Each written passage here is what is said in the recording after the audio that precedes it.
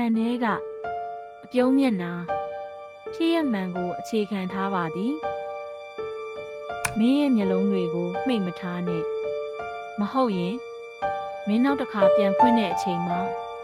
မင်းရဲ့ပြုံးကမင်းပိုင်မဟုတ်တော့ဘူးရေချိုးခန်းထဲကမိန်ပြမီးရောင်အောင်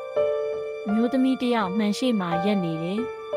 သူမရဲ့လက်တွေကတုံရင်နေပြီးမှန်ကိုတုပ်လိုက်တော့သူမရဲ့ဖြူဖြော့ပြီးပင်ပန်းနွမ်းနယ်နေတဲ့မျက်နှာကိုမြင်လိုက်ရတယ်မျက်ကွင်းမျိုးတွေကထင်းနေတယ်သူမကမှန်ကိုပိုပြီးကက်ကြည့်လိုက်တယ်တခုခုကပုံမှန်မဟုတ်ဘူးလို့ခံစားနေရတယ်ခဏလောက်အကြည့်လွှဲလိုက်ပေမဲ့မှန်ထဲကရိတ်ကတော့မလွဲဘူးသူမရဲ့အသက်ရှူတန်တွေမြန်လာတယ်ဖြည်းဖြည်းချင်းမှန်ကိုပြန်လှည့်ကြည့်လိုက်တော့မှန်ထဲကရိတ်ကပြုံးနေတယ်ပုံမှန်မဟုတ်တဲ့အပြုံးမျိုးနဲ့ပေါ့နို့လို့သူမတီးတိုးရေရွတ်လိုက်တယ်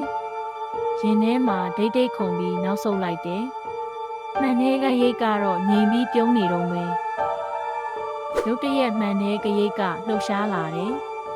လက်ကိုမြှောက်လိုက်တဲ့အချိန်မှာသူ့လက်ချောင်းတွေကပုံပြက်ပန်းပြက်နဲ့ကွေးနေတာတွေ့လိုက်ရတယ်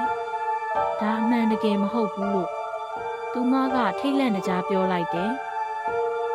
မှန်ထဲကနေပဲ့တင်ထက်တန်လို့သူမရဲ့အတန်နဲ့မတူတဲ့အတန်တစ်မျိုးထွက်လာတယ်ဒါဆိုမင်းပါလို့ဒီမှာရှိနေသေးတာလေမှန်ထဲကရိတ်ကရုတ်တရက်သူ့စီကိုခုံဝင်လာပြီးမှန်တွေကွဲကြေသွားတယ်မျိုးသမီးကကြောက်လန့်တကြားအော်ဟစ်လိုက်တယ်ကျမ်းပြင်ပေါ်မှာမှန်ကွဲစတွေနဲ့အတူအမျိုးသမီးရဲ့ရိတ်ကိုပဲတွေ့ရတော့တယ်ဒီဗီဒီယိုကိုကြိုက်ရင် like လုပ်ပြီး horror fan တွေကို share ပေးပါနောက်ထပ်ထိတ်လန့်စရာဇာတ်လမ်းတွေကိုဆက်လက်ကြည့်ရှုဖို့ channel ကို subscribe လုပ်ထားပါ